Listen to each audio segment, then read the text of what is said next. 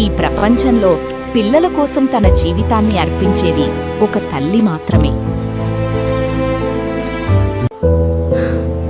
తన ఆకలిని దాచుకుని తన కొడుకి భవిష్యత్తు కోసం కష్టపడింది సీతమ్మ.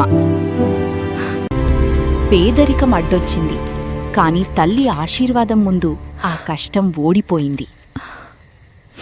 నేను బాగా చదువుకొని గొప్పవాడినవుతాను. నా ప్రేమ ఎప్పటికీ ఇలాగే ఉంటుంది. ఒక చిన్న గ్రామ బాలుడు ప్రపంచాన్ని ఆశ్చర్యపరిచే టెక్నాలజీ సామ్రాజ్యాన్ని నిర్మించాడు.